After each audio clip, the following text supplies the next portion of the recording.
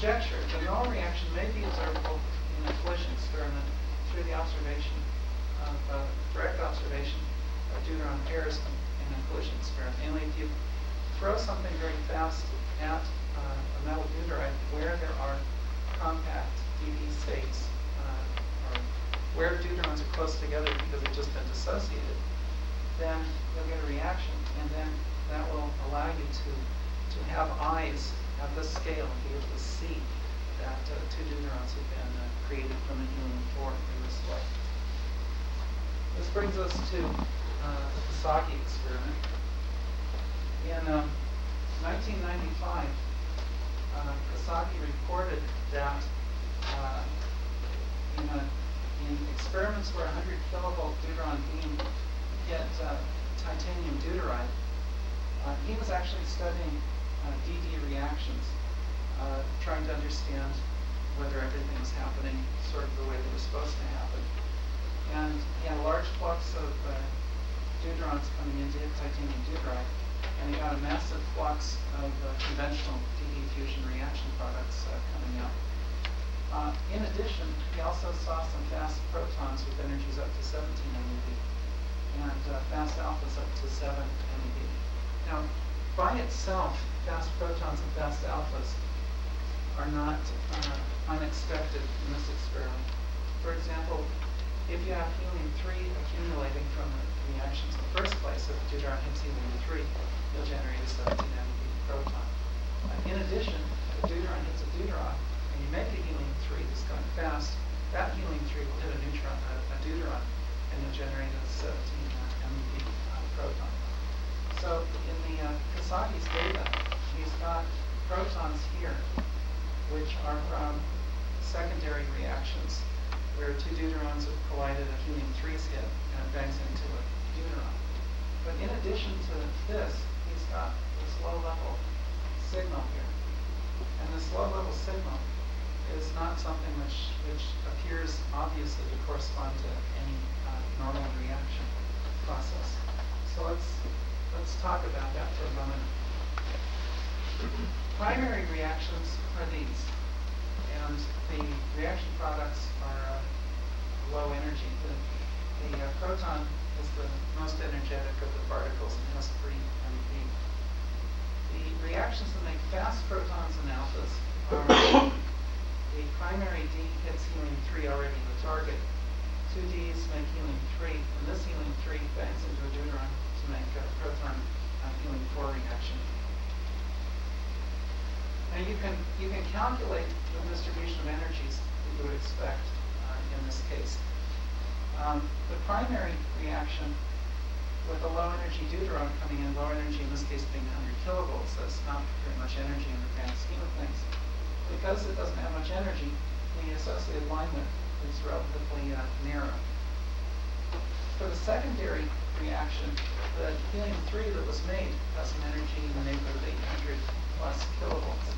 And 800 plus kilovolts is enough that the proton that you would get out would have an energy spread much greater. However, there is no way that you can have protons from the secondary reactions below about 12 MeV.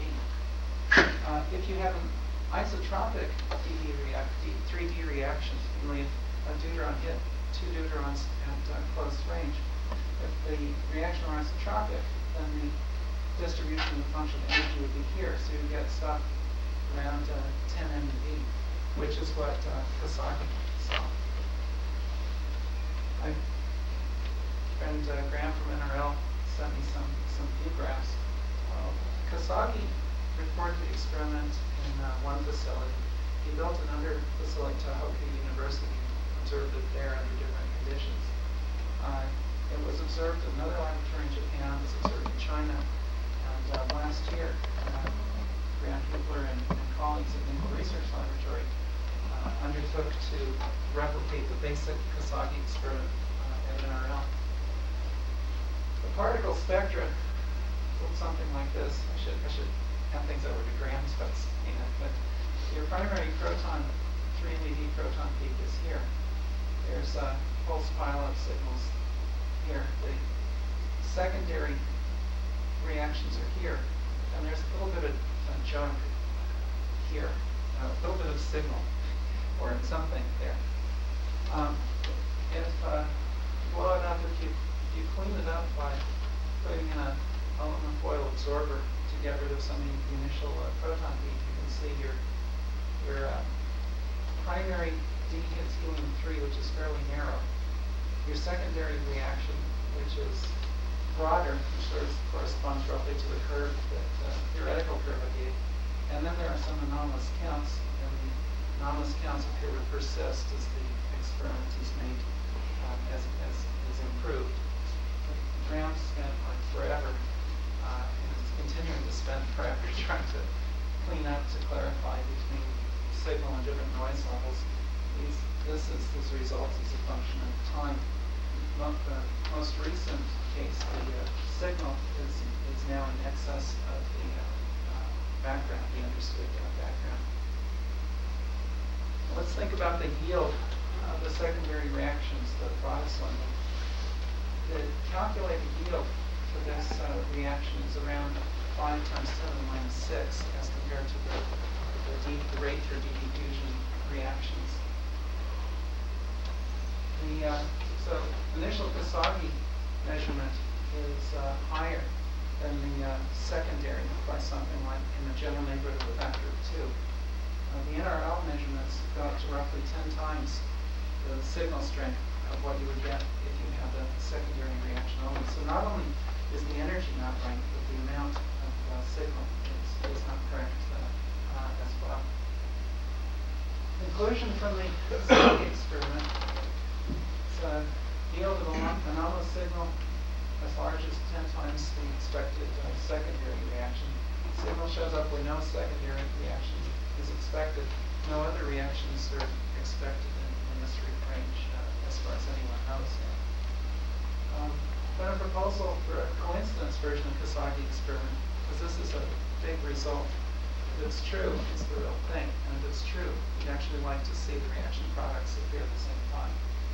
Propose simultaneous observation of the proton and helium-4. If you energy resolve it and angle resolve it, you have the chance of actually proving that this process exists and it works in a way that would be very hard to argue against. So conjecture, it's possible to prove the existence of the, actually it's possible to prove from coincidence Kasagi that 2 deuterons are present in the lastin at small distance. And then the inference is that this infers the presence of the null reaction. For this to be true, if 2 deuterons are close together, if they try to just be stationary at close range, they of course would touch each other, fuse, and that would be that. So you would expect localized states to be very unstable. However, if the 2 deuterons, if they're close, if they have to be spinning around, they have angular momentum, and there's a centripetal barrier that's formed. And that centripetal barrier inhibits tunneling. Only the free particles would have to tunnel through the centripetal barrier. You can calculate fairly easily, as a function of the angular momentum quantum number, what the inhibition of the tunneling rate is. And you find with the exchange of something like 20 quanta, 20 units of angular momentum, you've got to have like 35 orders of magnitude in the tunneling rate. So as a result, if you have states, if you have a mechanism to inject angular momentum into your localized states, they would be stable. So the existence of a Kasagi type signal implying convex states actually implies as well that there's high angular momentum involved in the convex. Is this experiment ever been done on palladium deuteride? Yeah. Does it give similar results? Yeah, it gives similar results. Okay, so exchange of many phonons can lead to high angular momentum states. High angular momentum states are stable against D diffusion. For a 3-body D hitting 2D reaction, you would also expect suppression of the 2-body exit channels from 3D reaction. So for example, there's a